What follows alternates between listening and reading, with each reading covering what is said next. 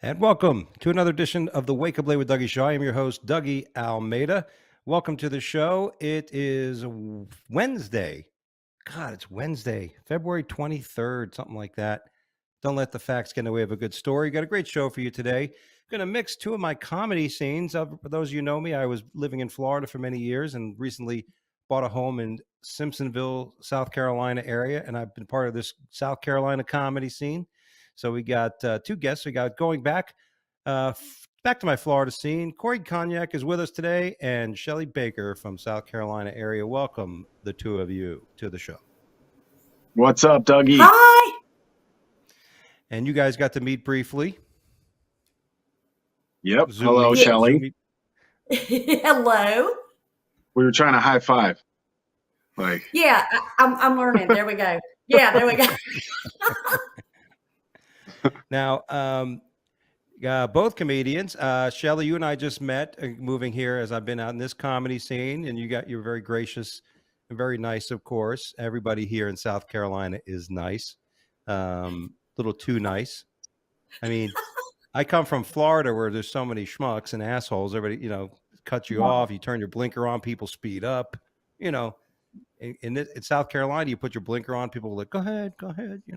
Oh, yeah, go ahead. We'll hold up traffic while you keep going. Right. But it's been great. And of course, Corey just started comedy by the last year or so that I was in Florida. That's when I saw you on the scene. And the great about part a year is, and a half. Yeah, that's how long you've been doing it now? Yes, sir. Good for you. And of course, you got right into it with booking shows in venues. Yes, sir. And now, Shelly, I don't know if you book shows, but I have a production company called Tada Productions, and I book shows in Florida for many years, and I still book 3 venues down there. But Corey, tell me what you think some of the benefits, the pros and cons of booking a show. Oh, well, I get to put myself in front of the people that I want to align myself with, to be honest. I always try to just put the best, most talented people I can, and then also give opportunities to up and comers that might not get as much stage time elsewhere. I keep it super diverse, man, and so I get to meet a lot of people. That's a huge benefit, and just build be part of the community, man, is and to be giving something to the community is a great feeling. Yeah. Any cons?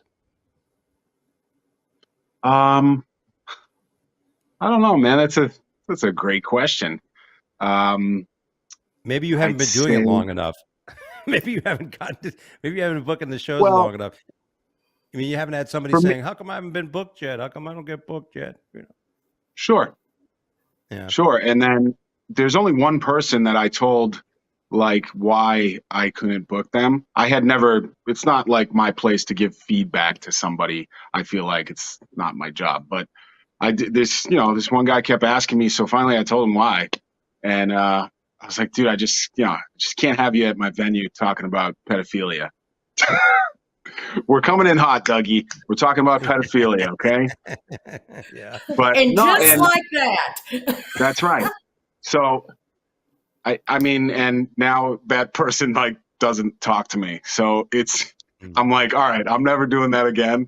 It's not my job to give feedback, and it is what it is, man. I just I don't know. I like people that have good vibes, and if they are super into what they're doing and want to be part of something, then I have plenty of opportunities for people. Cool. I could go ahead, Shelly. I've booked a show at a theater once, and gosh, the money is just ridiculous that you can make in a theater, and had a sold out show. That's the benefit, is the money you can make versus the money you can make in a comedy club. And the cons of it is you do give newcomers opportunities, but you realize that 5-minute open mic ruined them because they try to get up on stage and they try to do that. They try to do 10, 15 minutes and they're just bombing, trying to rush through it. You know what I'm saying? Those are sometimes the cons because people can't differentiate being on a regular comedy show versus being on an open mic. Yeah. Yeah. Well, That's that's why the you one gotta. thing. Go ahead, Corey. Sorry. Well, you can go with. That's why you give people certain times at their experience level or skill level, and I'm able to do that with showcases. It's like, all right, you get 7 minutes, 7 minutes. Everybody else gets 10 or whatever. But I learned from that. I learned, Yeah. just like being a comedian and just like that person you were talking about should have learned from criticism, not gotten Right. upset or pissed off about it, but it should have taken your criticism and grew from that. And Sure. that has made me grow to book No, my I saw him the next other day. show on what to do and what not to do when I book a show. Right. I saw him the other day. Like last week, they did the same joke. I was like, all right, man. But Yeah. but It's a tough thing because because you're right. To me, the best part about booking shows is the relationships. From booking shows so long, it got me to know a lot of great headliners from around the country, which got me work. Got me a lot of notoriety. The first time I worked in L.A., I went to a club and like half the people there knew me already. It's like so you're not like a just a whole new person. So you do a lot Right. of that, but you also have to deal with that. You have to deal with the fact that especially for Tavolino's. My room in Tavolino's is a tougher room. It's not like a comedy club. It's a bit of a tougher room. So, just because you've done I've done 20, it. 25, yeah, so just because somebody's can do 20, 25 minutes, they think, okay, I could feature. Like, no, to me, a solid feature is somebody who has 30, 40 minutes, and that can get through a lot of nonsense. And it's tough, but it's good that you do that, Corey, because I've been, sometimes you go to shows and there's definitely too much time given to certain people. And like Shelley's Mhm. saying, you could tell you're like, wow, this person would have been good if they had like 3 minutes less this time, Right. Yeah, and I don't mean I'm not being ugly or anything like that. I'm just saying that you really want to help up and coming comedians, just like a lot of people helped me when I started. But it was my fault that I didn't say, look, this isn't an open mic. This is going to be an actual showcase. Time to show yourself. But like you said, it is about building relationships, and it is about getting other people's names out there and helping each other out, because you know what, we got to help each other, because a lot of times these bookers aren't helping us. We got to help each other. Right. And it's Yeah, funny. Well, you mentioned the money aspect. All my shows started during the pandemic, and most of them were outdoors. I think they all were at that time, and they've all been free.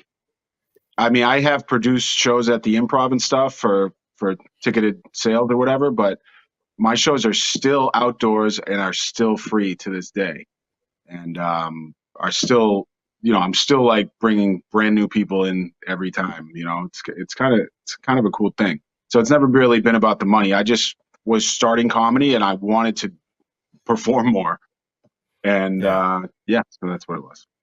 You understand, they're like, there's a lot of times clubs don't like that, when comedy comedians put together their own rooms.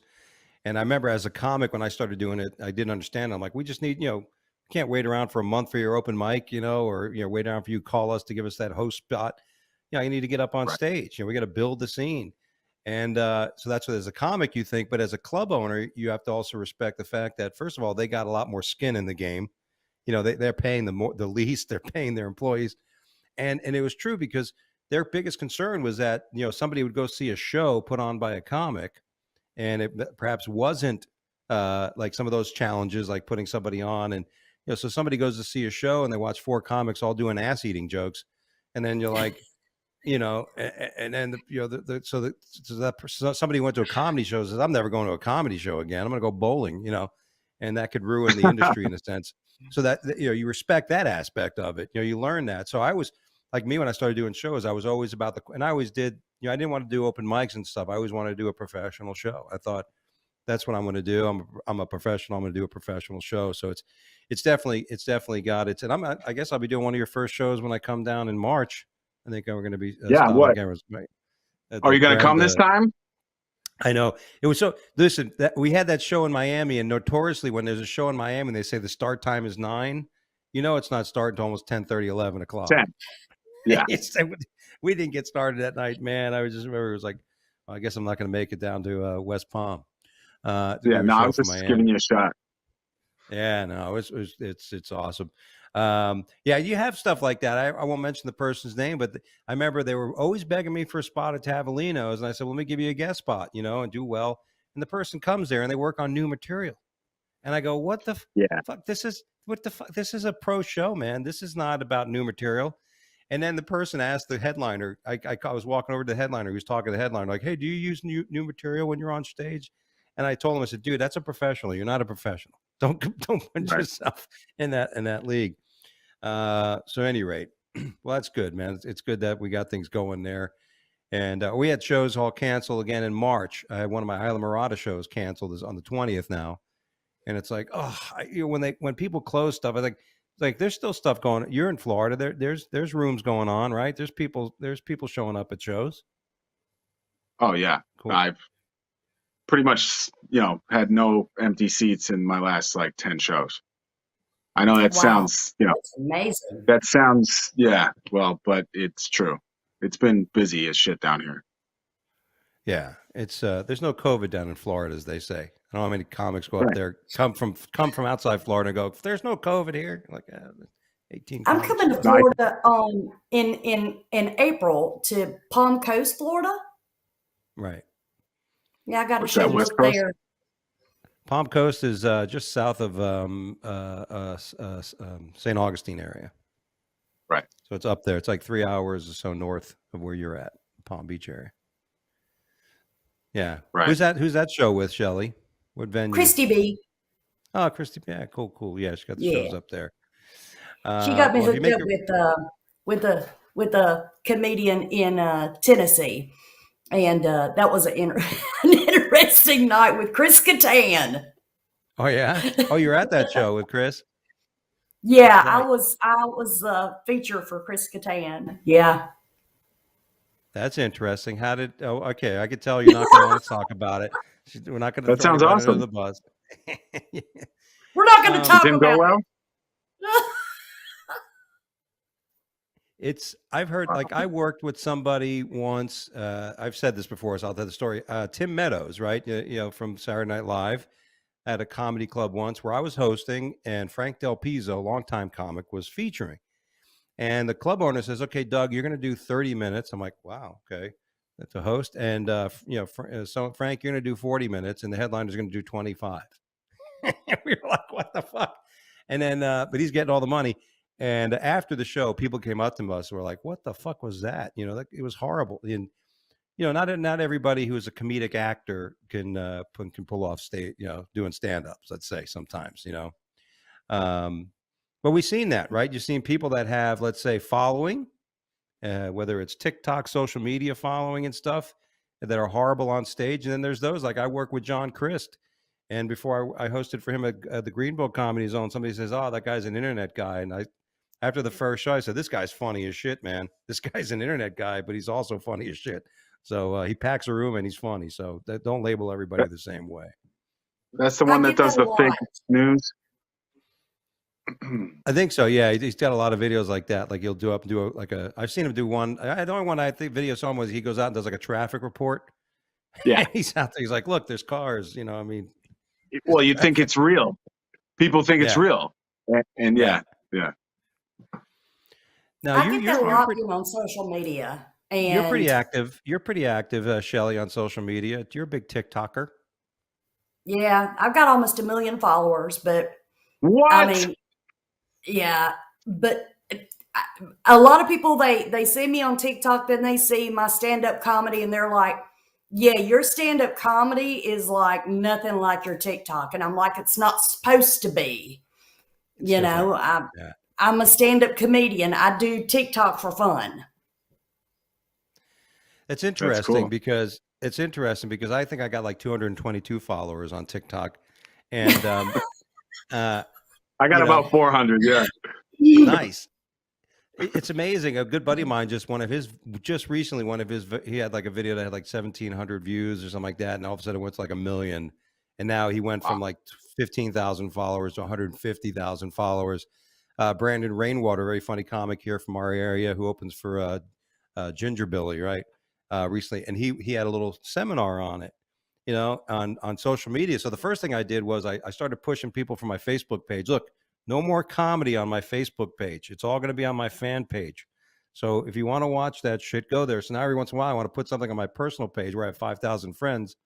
I can't put it. I'm like, no, I got to stick to my guns. I got to put shit on my fan page. I got to push Right. it. But yeah, Brandon was giving me these ideas, so I started doing that, and I started getting a little more traction with the reels on Instagram. So I did these quick little videos. What would you say, Shelly, is the difference, let's say, between your stand-up and what you do on TikTok? So my stand-up comedy is based off relatable life, such as being a woman and going and getting your poontang waxed, and Bang. and being married and having kids and all that. And my TikTok is based off imaginary neighbors that I scream at on my front porch. Donna and all them, and tell them, they look like a Louis Vuitton, but they're a freaking guest bag, and just crazy stuff like that. So when you see my TikToks, don't expect to come to my show and see me screaming out Donna on the stage, because I try to keep it separate, because I don't want to be categorized as a TikToker that somebody saw had 5 million followers that have never done stand-up comedy a day in their life, pick them up and put them on a stage, and people go to see them and they're not a comedian, which makes comedians like us look bad. Yeah. I think you'd have more success if you just picked a character, but it's not this. It might not be the success you're looking for. If I picked a character, yeah. I'm saying if you were just the TikTok person and did the lines and stuff, and like sold shows in that way and did that material, I feel like the world we live in today, you would like sell out and you would become more popular, and then you know what I mean. You could, once you got that popularity, then you could start doing your own thing. I don't know. It's weird because I just feel like I see all these people packing rooms and they're not, like you said, they're not stand-up comedians, but then they're making money and being successful in the comedy world at comedy clubs. So it's something I always think about. Like Jason Banks, huge successful comedian. Jason Banks, he's booking everywhere. Ginger Billy, huge, started on social media, huge success. And he takes his character to the stage, but it would be difficult for me to do that because mine are skits, not stand-up comedy. So, but I play myself on stage. I'm always who I am, a Southern woman on stage. So I'm able to do that on stage, but I can't bring my characters on stage. It would never work. Yeah. I mean, on the social media, it's funny. I started getting some of my videos started getting bigger because of my hair. Like I would just get up and, my hair is all over the friggin' place and people will just, because of the hair, you know what I mean? I'm like, all right, so listen, I'm not going to go on stage and come out with my bed head, when I'm on stage. I'm just I got to be a little different. But it is interesting. It is interesting because you're right. I've seen those people that come out and do their bit, their social media bit. I've seen them come and do it on stage, and it's like, I didn't get it, but it seemed like their fans, it's like they loved it because that's what they came to see. Now, Shelly, do you see a lot of people coming to your shows from your TikTok? I do, but I don't advertise my show. So yes, I do, but I don't advertise my shows when I promote as Shelly Belly Comedy. I promote my shows as Michelle Ryder. because that's who I am on stage. On my social media, I'm Shelly Belly Comedy. But they know I've had so many people when they leave a show say, man, your stand up comedy is nothing like your TikToks. And I can't look at your TikToks the same again because your freaking stand up comedy is so much better. Yeah. It's like you've kind of unveiled, you're like the Wizard of Oz. You took that, you changed it up and you put a different persona to it. It's interesting, right? That there's these different ways that we can be. So, well, that's awesome. And I can only wait. I'm hoping by the time I get done with this podcast, I'm going to open up my TikTok and go, holy shit, I got 1 million followers. But that's going to take some time. All right, let's get into some of our topics. I don't know if you're aware of this, but we're talking about COVID and stuff. But several people recently caught COVID. Justin Bieber, the Surgeon General of the United States, and the Queen of England caught COVID. Oh. I can just imagine her going, "Who the fuck gave me this COVID?"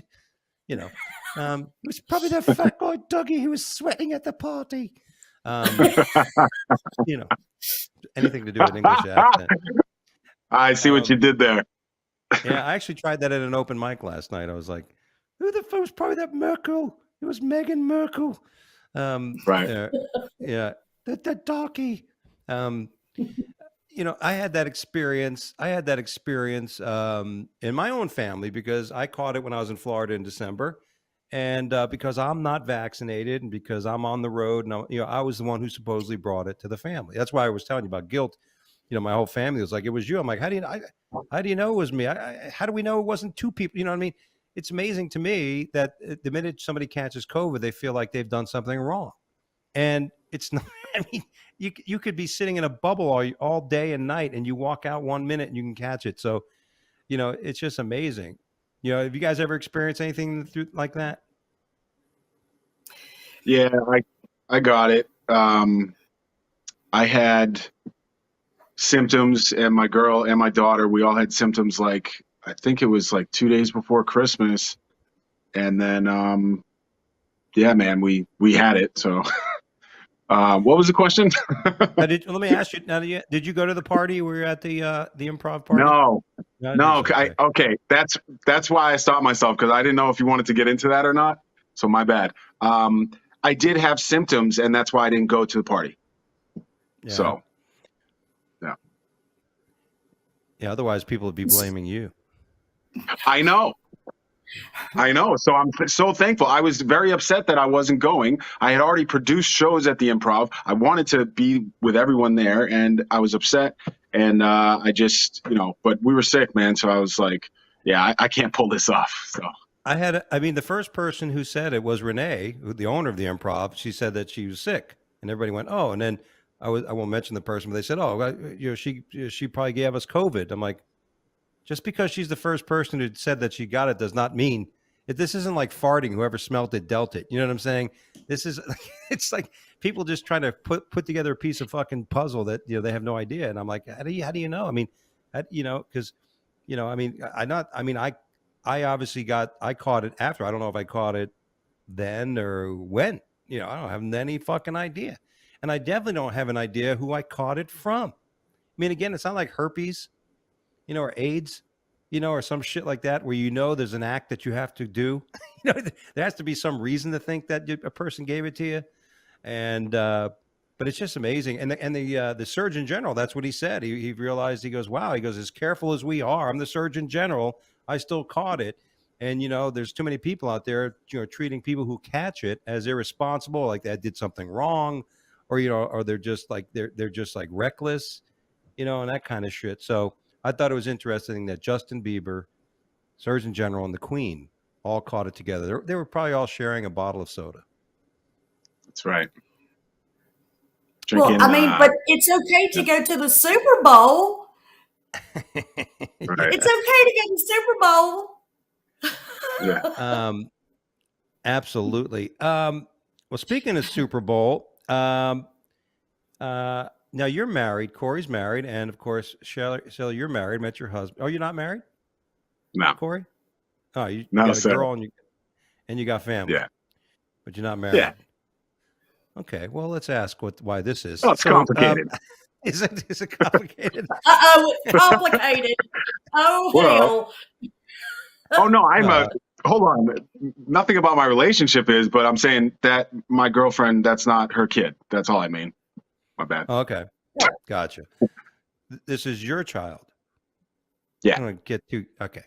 And well, that's good of her, right? Because when I met my wife, she had a daughter, and it's interesting when you meet somebody that has kids. So you get you're bringing on all that. So that's nice of Right. her. You I must be have It's passionate. 3 kids when me and my husband met, and he had 1, but we never had kids together. We Really? had a Oh, Brady wow. Bunch. Yeah.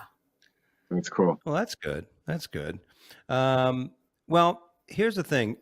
Here's our next topic. Patrick Mahomes, the quarterback for the Kansas City Chiefs, gets into a tiff with his fiancee at a college basketball game, and everybody gets into the fight. You never want to get into a fight with your significant other in a social setting, because Mm-mm. people, especially somebody like that that's watching, and I don't know if my producer's there, but roll this video and just watch. Like, it's just interesting. Here's a guy I know everybody. I'm sure he knows people are watching him, and this goes on. So let's see if we can see this video of this. Yeah, he doesn't look. He's got his arm around her. They're talking something. Patrick's is like, enough of that shit. A little pissed. Look, stop talking. Look, watch her face. Watch the eyes. Oh, the rolling of the eyes. He's being an asshole. I can't believe him. He thinks he's a quarterback or something. Fucker. Yeah, No, I'm going to tell you what she said. Yeah? All right. We're good on that. Ready? She said that Patrick said that I can't make resting bitch face anymore. So that's what he said to her. That's what he what said? you can. Well, that's what she said to her friend. She was like, Patrick says I can't make resting bitch face anymore. And then she's like, it makes that face and rolls her eyes. So he's saying she's sitting there with a stank face on and like, chill out. Yeah. Oh, my God. First of all, my wife will do that on occasion. I'll say something and she'll roll her eyes. And nothing irks me more on earth than when my wife rolls her eyes at something I say. Are you not used to it by now? I'm totally used to it. Really? Yeah. Because I don't know if I just put a big stink up on it, because I'll be like, what the fuck? The eye? I'm like, I'm like, you don't want, I guess I'll never take you seriously ever again when I'm never going to take you seriously again if you ever fucking say something to me. Right. Yeah. No, Now, I is that go what for she the eye said? roll. Did you read that? Did you read her lips, or is that something we know that she said that? That's what, when I saw the clip, that's what the little caption said. Oh, that Patrick Mahomes' girlfriend says that, she can't make resting bitch face anymore. So I don't know. But who is she to tell her friend? Like, when somebody tells you, like, if I'm with my wife and my wife just said that, I mean, that's bullshit. You know what I mean? You're like throwing your significant under the bus. You know what I'm saying?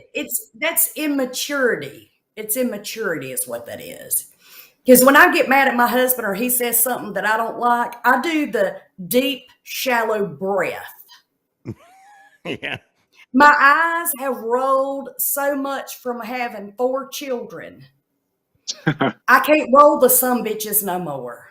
Now it's just deep breathing to keep my sanity within my damn body now.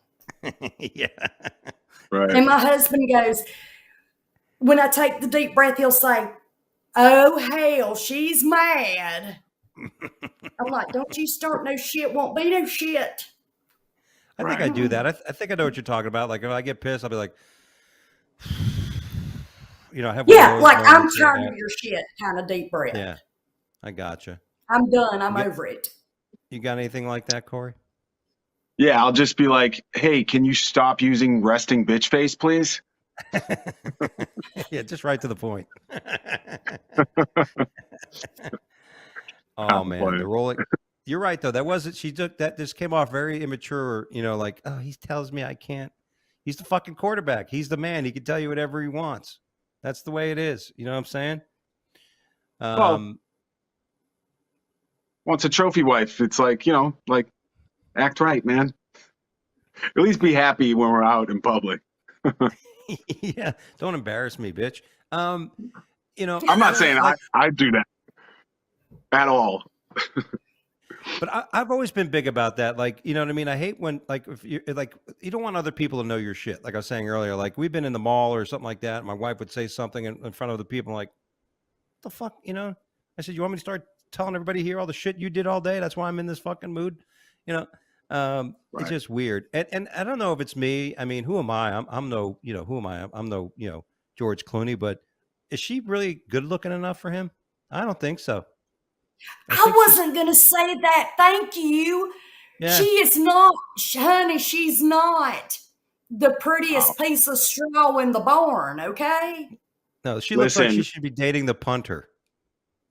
Right. Right. She don't, Beauty she is don't, on the she inside. ain't cute enough to have that attitude.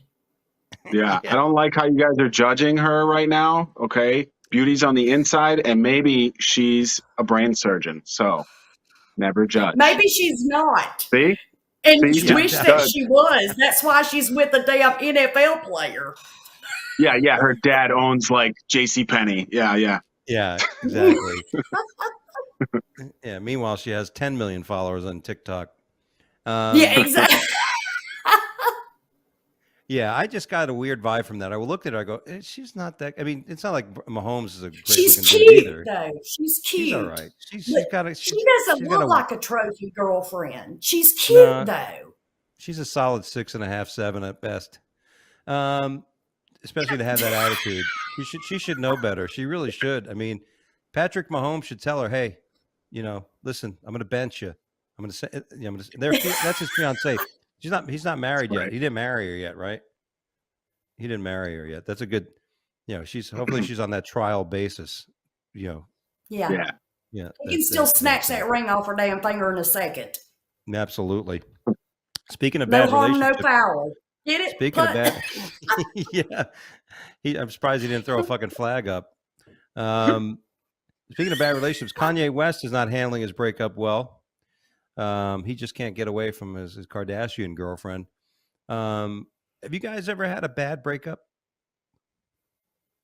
Or you go first. Where do I start? Yeah. Where do I start? I mean, my God. Oh, I'm 53 years old. My God, I've had more bad breakups than you could imagine. But I'm not mad at any of them. I'm glad I did. But breakups are life lessons of what not the hell to do. Yeah. Were you the one who broke up, or were you broken up with? It seems like most people are one way or the other. It's usually not a back and forth thing. I would say, like my ex-husband, I broke it off with him. I told him I couldn't. I didn't want to be trailer park trash all my life. I got to go. Yeah. So that's all he wanted to do was live in squalor. And I said, I ain't doing that, and left. I was gone. Now I got it right.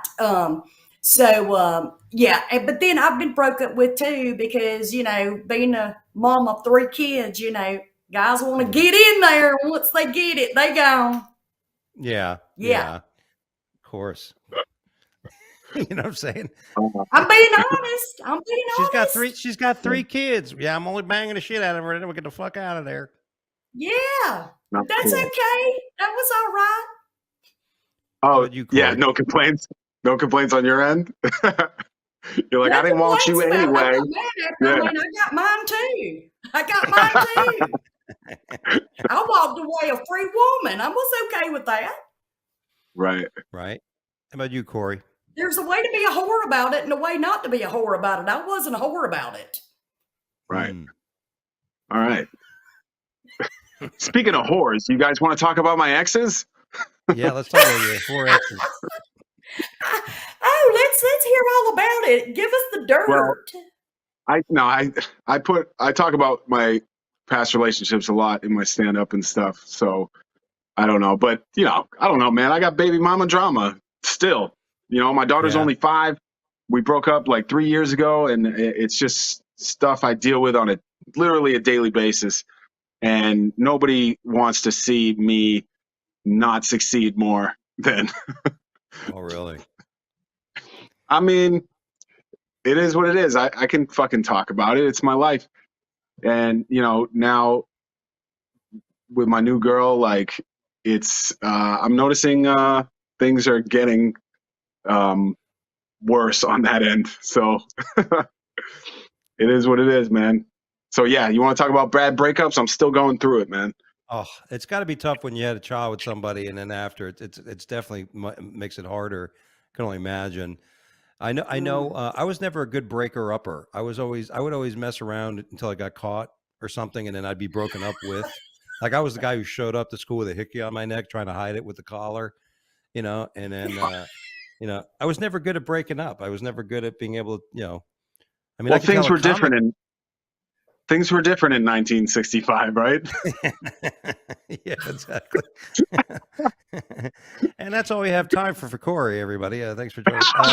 Yes. No, yeah, I'm not that old, you fuck. I am, but yeah, I mean, I was like, I was always like, because I had three older brothers, so when it came to women, I was always a conqueror. I had to be the conqueror. I had to, one of my brothers lost his virginity at a certain age. I had to beat it. You know what I mean? I could not be the failure and all that kind of stuff. But yeah, I was always that. I would always get caught, or I had overlaps. I didn't break up, and then I haven't been single since middle school. Okay, that's the worst part. I don't know what it's like to be by myself. I had girlfriend, overlap, girlfriend, overlap, girlfriend. But I was never a good breaker upper. Never a good breaker upper. But my one girlfriend, may she rest in peace, I had nothing to do with it. She was crazy. Like when I met my wife, she was fucked up. She keyed my car. She bent my wife's like her windshield wipers. We came out of the apartment one time. My wife's windshield wipers were all fucked up. I mean, you know what I mean? Just crazy shit. So I had a woman break up with me once on Valentine's Day, which was kind of mean. It's funny that you said you're a bad breaker upper. It just means you're kind of an asshole. Yeah, and yeah. yeah, I've met guys like that. They have like a fork sticking in the side of their neck. They're like, I don't know what I did, man. It's like, dude. Oh, I know what I did. I know what I did. Sometimes they leave signs out so they'd find out. Yeah, let's just say it's crazy. All right, this was an interesting thing that occurred after the Super Bowl win by the LA Rams. Their quarterback Matthew Stafford, they're having a little party at the stadium for the LA, and there was a photographer who was taking photos, and she ends up falling 10 feet. Now we got to. Can we play that video that's there?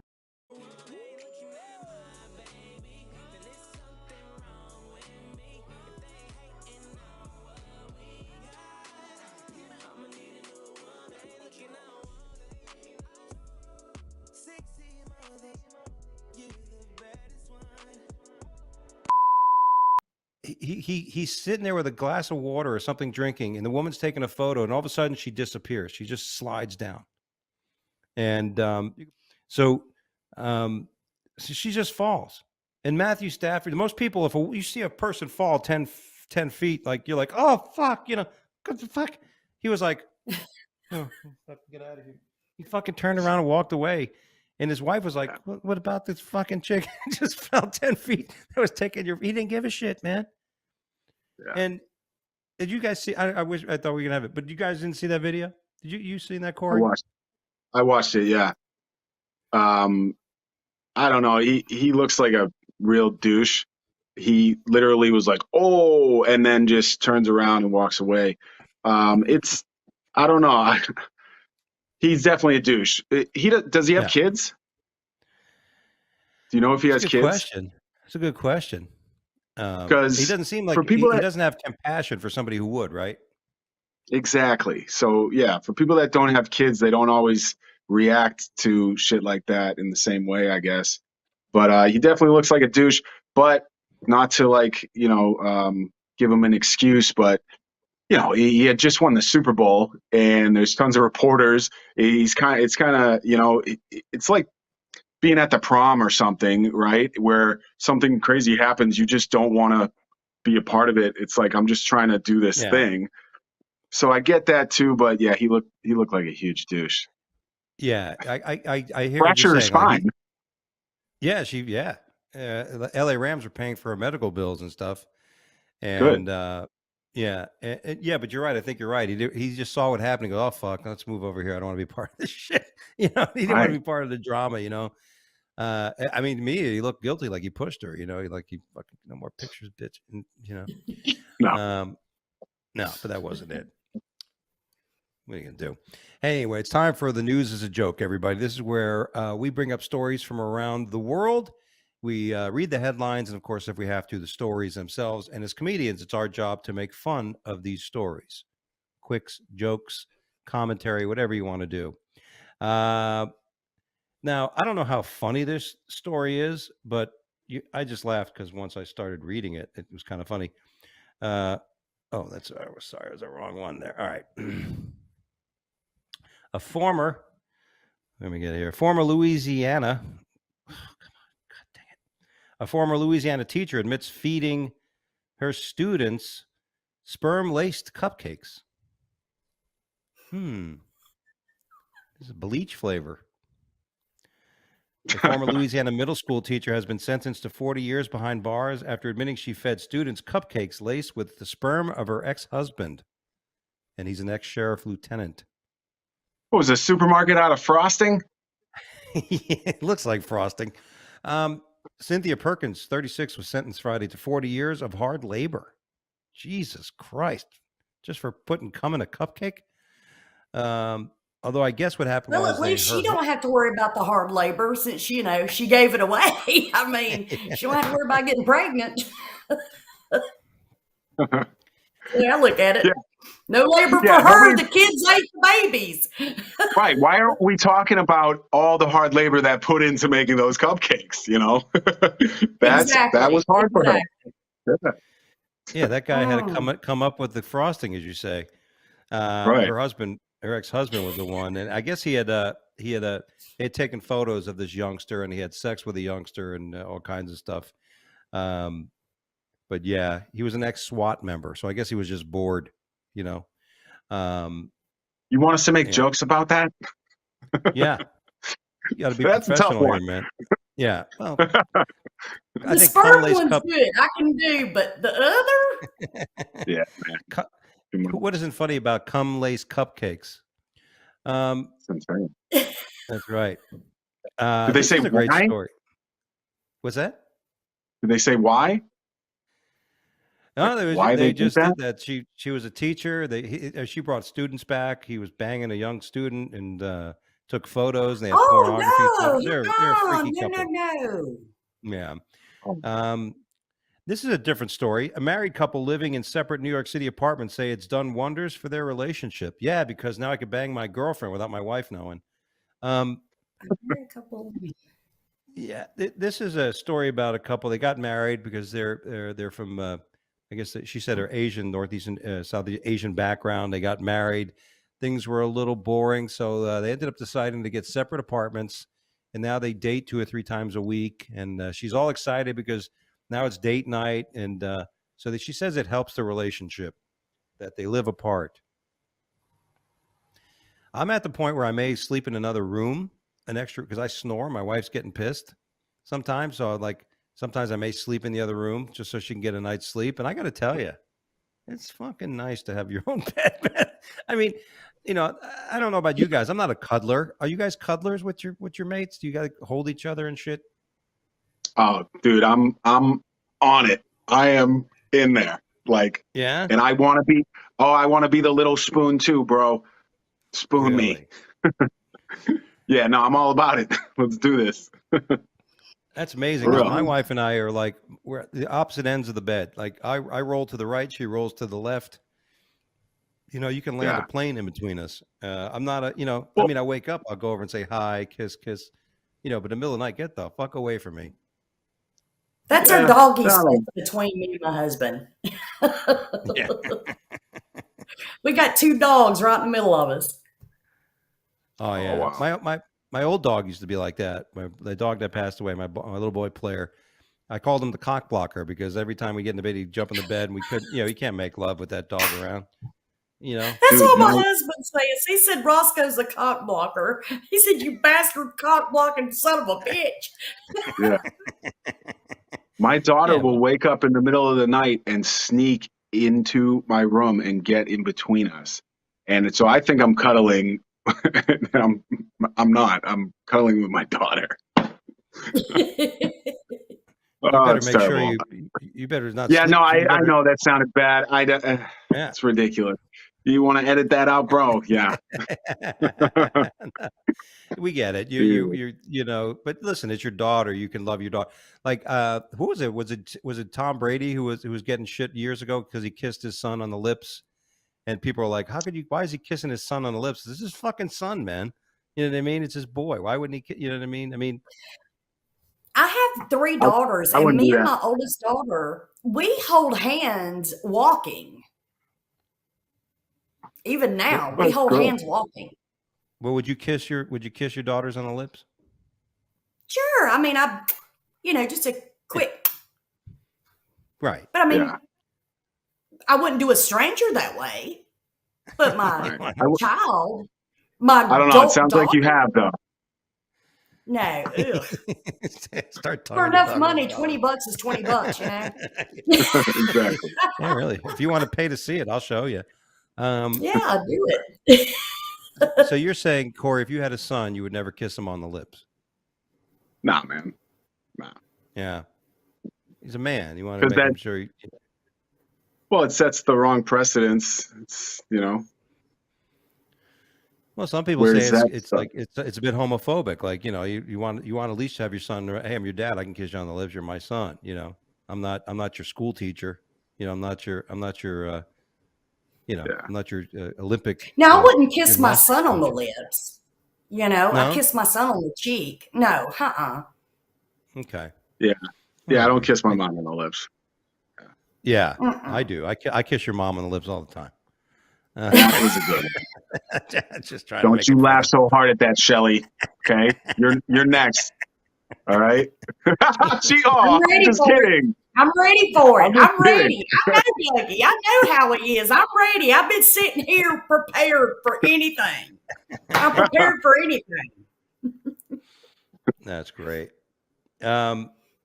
Well, here's an interesting story, by the way. This is another husband story, but husband slammed for upgrading to a business class on flight and leaving his wife in economy. So this guy goes to the gate. And she says, "Oh, I could bump your seat up for first class for like $20. Good deal, whatever." And the guy says, "Well, fuck yeah."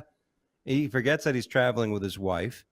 Now, if I would have had the deal, I mean, me personally, if I would have had the deal and I would have said that, I would have I would have told my wife, "Hey, we can get one seat in first class. So, can you want to take it? You want me to take it, or you want neither one of us to take it?" What do you think about that, Shelley? What would you do if your husband came back and said, "I'm sitting in first class. I'll see you after the 12-hour flight's over"? Well, it's according to the situation. I mean, if I was offered it and I didn't, and I was like, "Screw it. I'm here. I'm comfortable. I'm good. Go ahead and take it." I wouldn't care. But if he just said, "Bitch, you ain't taking this seat," which he would never call me that to begin with. He know better. I'd be like, "We got a problem because ain't nobody gonna have that seat now." But my husband, he would literally be like, "Nah, she can't have it. I don't want it. We don't both can't have it. I'm not gonna take it." So, but I mean, who knows? They may have got into an argument, or maybe he just didn't like the bitch. Who knows? Well, he basically said that it was a 12-hour flight. We were going to sleep. It was a late flight, like a red eye. So he was like, "We're going to be sleeping that time." So it's not like we're, I mean, I always felt there was, I think it was one time my wife and I were on a flight where we didn't have the same seats. I'm like, "Let's see if we could have our seats together." She's like, "Don't worry about it." I'm like, "Yeah, you're right. I don't give a shit." Yeah, right. Yeah. But then I got mad because I sat next to 2 fat guys, and I'm like, "See, I wish my wife was sitting next to me, so I had some fucking room." So I got mad. Or maybe they could have took turns sharing the first class. Right. I mean, why not? Right. That would have been a good idea. Hey, you sleep in there for 6 hours. I'll come get you. So it would have Yeah. been a dick move if she came to switch and he's like, get the fuck back there, bitch. Yeah, right. But Get see, back and that's in the coach, you news. peasant. They don't tell you the whole story. They tell you what starts the shit. It's what Yeah. starts the bullshit. Yeah. Right. Well, most people are calling the guy a creep for doing it. And, I don't know. I think Dude, I would wouldn't have never. bothered. It wouldn't even cross my mind who would get that seat. Like 100% would go to my girl. You know what I Yeah. mean? It's like, well, that's why I said earlier that, I'll make my girl's eyes roll or something, or like I'll try to like say like bug her or something, but I do the other shit. You know what I mean? You got to earn Yeah. your spot, man. You got to earn your spot. You got to treat him. You know what I mean? The same thing Yeah. with raising a little girl. It's like just, they just get the world, but then, I don't know. I hear you. So it's like in business, they say sales cover multiple of sins. So if you do a lot of nice things for them, Yeah. you do a lot of nice things. Sometimes a little bit of nastiness, a little bit of, I don't say Yeah. cruelty, but sometimes it's understood because you have other Right. stuff to kind of balance the scales. I gotcha. Yeah. Now, what would you do if you gave your wife the first class seat and you go up there and she's sitting next to Pete Davidson? Pete Davidson is the anomaly. That there's nobody else you could have said. That's probably the only person I'd have a problem with.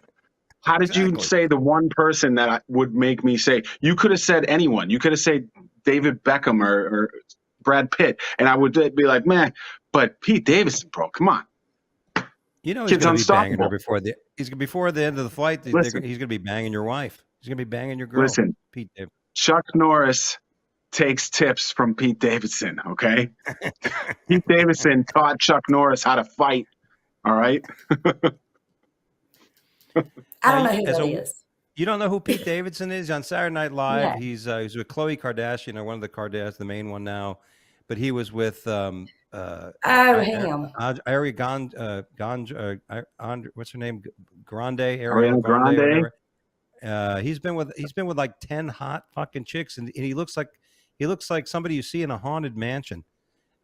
He's a funny fucking dude. I remember I actually met him years ago in New York.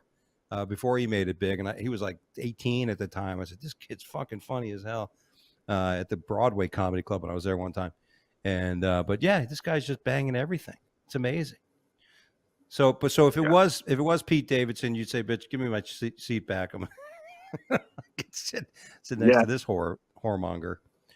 No, I'd sit next to him. Yeah, I would want to sit next to him. And then me and Pete would probably end up banging, Yeah, he's just that's that okay, unstoppable. That's okay, because as a comic, who wouldn't like my wife would be like that. My wife would be like, "Oh, you're the comic. I got to have my," and people are like, "No, baby," and like, "No, I got my," and I'd go over there. Next thing you know, I'd have to tell my wife, "Honey, I fucked Pete Davidson." Yeah. Help. I mean, who wouldn't?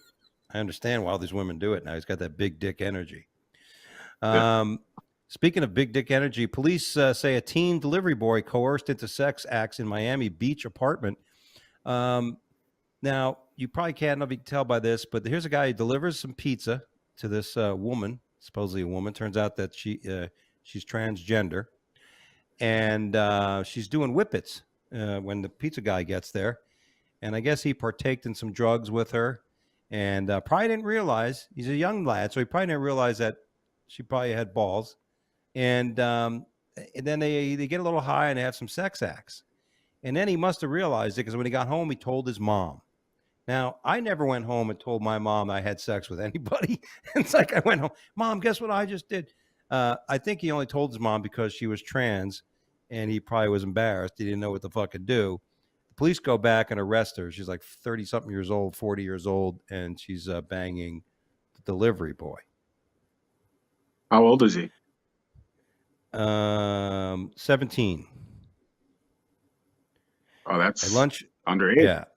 17-year-old called his mother to tell her the details of what happened when she said a woman lured him into an apartment on Miami Beach. And she lured him. She said, "You want to come in and get high?" He said, "Yeah." Okay. Victim. Such a victim.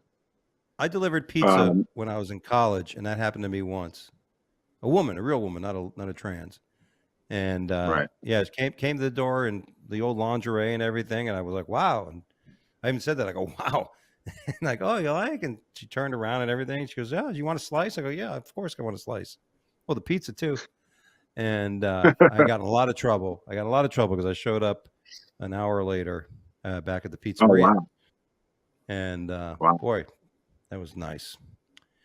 And I had a girlfriend at the time too, so go figure. But you were young, right? Yes, young, dumb, and Oh, full yeah, of cum.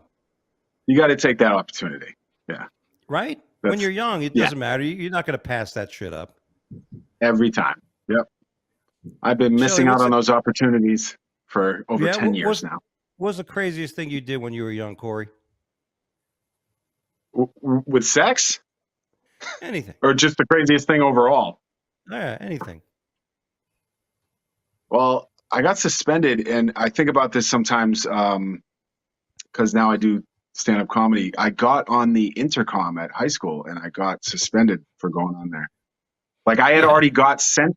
I got sent to the office, and then like the office lady got up and went to the bathroom, and I got on the school intercom and just started fucking around. And so then I got suspended. And I'm like, oh man, that's the first time I did stand-up comedy. Yeah, your first appearance. Yeah. So I don't know. Shelley, it was pretty crazy. What have you done? I imagine you got a long list of crazy shit too. I was good growing up. Oh yeah. And then you got out of the house and became mischievous. I did. She covered up when she said that. She's like, I was good. Like I was good. I was, honey, my mama raised a good girl. I was not like that. Yeah. I think you've had some fun over the years. Little bit. Our last story, by the way, is cross-country skiing. Finn Remy suffers frozen penis in mass start of race. What? Yeah, there's a cross-country skier. A lot of skiers during the Olympics were complaining that it was so cold in China. But he got frostbite on his dick. I mean, if you're a cross-country skier, you'd think you'd be wearing some thermal underwear. You know, you don't think you'd be skiing with your zipper down. I don't know how your dick, like, you know, I mean, those outfits they wear, they're thermal, you know. But he spent just under an hour and 16 minutes traversing the coarse, howling, freezing winds, leading to his penis becoming frozen for the second time in a cross-country skiing race. Second time. Boy, his dick must not like him. It's like, can you give me a fucking coat or something, you asshole? In other news, the skier's girlfriend was very happy that night. No, she wasn't. He had a little dick. Oh, I'm thinking it's like frozen solid, man. No, that thing was up in his belly button. Yeah. All right, I went for the joke. Okay, don't pick it apart. That's just big dick energy right there. You know, if Corey's dick got frozen, it would be frozen in its natural state. You know, it'd be like a petrified fucking log that they find under some hidden community under the ocean. Yeah, I mean, the guy. I mean, what do you do with a frozen dick? Do you get the hair dryer and right? You know, I mean, if it's really frostbitten, it gets. I mean, honestly. Have you ever seen somebody that, like those skiers that have climbed Mount Everest, how their hands are black from? Yeah. Is that what happened to his dick? Right. So also now the skier is also very happy because not only did his girlfriend have to warm it up with her mouth, but now he has a black penis. Yes, and it's bigger than it's ever been. It's got shitty credit, and it can dance and jump.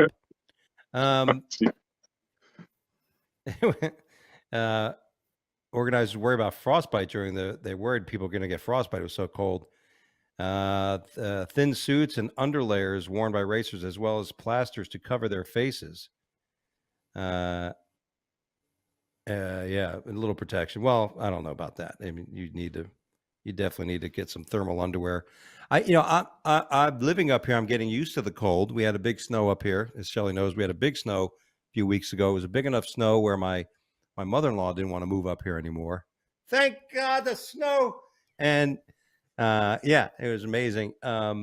But it's different. I mean, now I mean, I left Florida because it was too many months of just sweating, like so fucking hot. But I told my wife now, I'm like, okay, we traded being too hot for several months to being cold for a few months. Like, this is cool. Like, it's in the 50s, 40s. You know what I mean? But I don't know. I don't know if I'm getting used to being cold all the fucking time.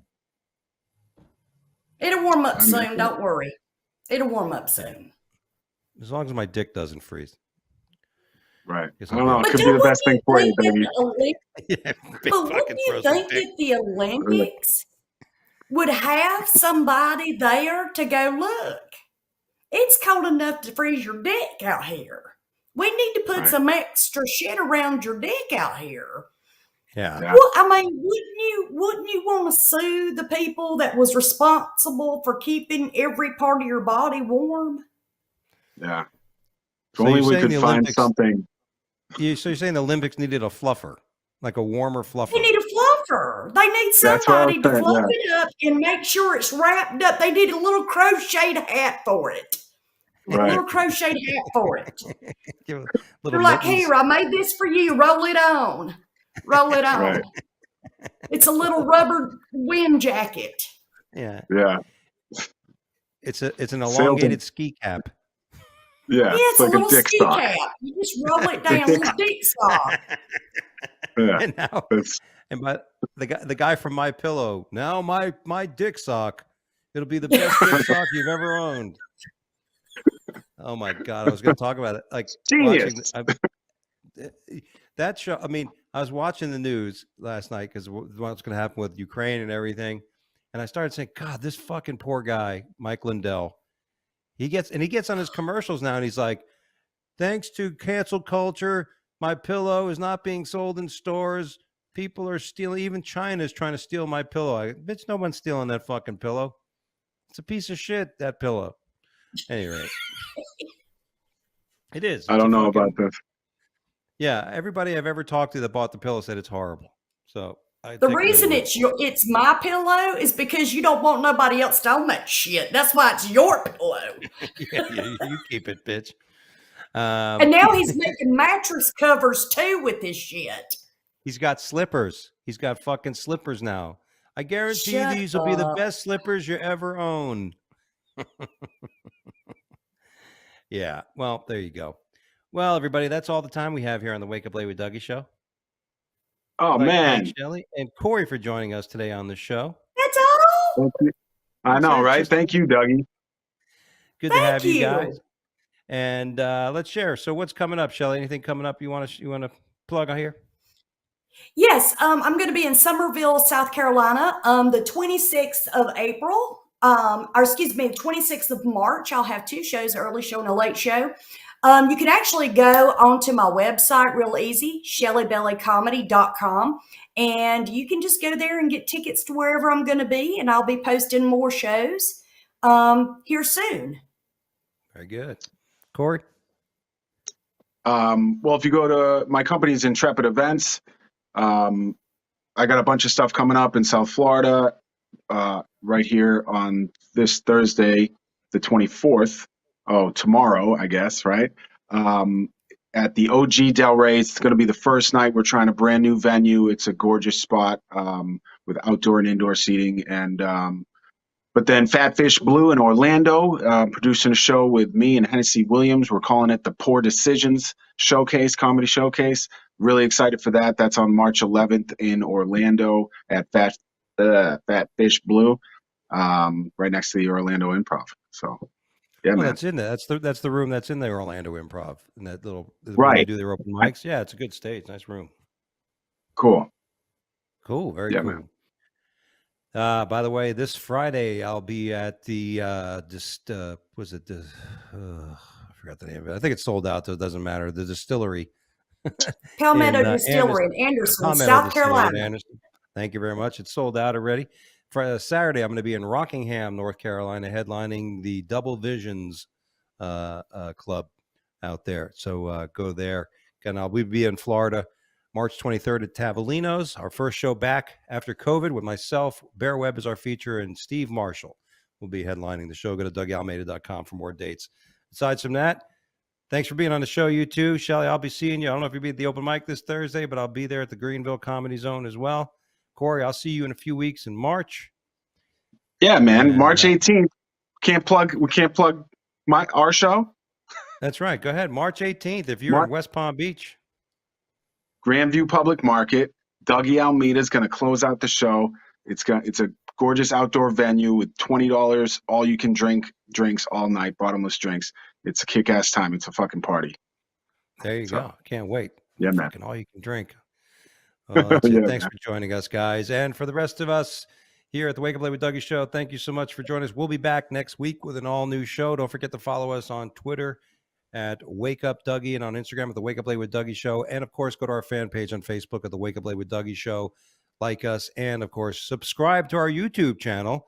We'd love you to do that so we can start having our own name on there. We'd love to have our own name. So make sure you follow us and subscribe to YouTube and follow us on our fan page. Thank you, everybody. God bless. And if somebody offers you the first class seat, give it to your wife. Don't be a jerk. Take care.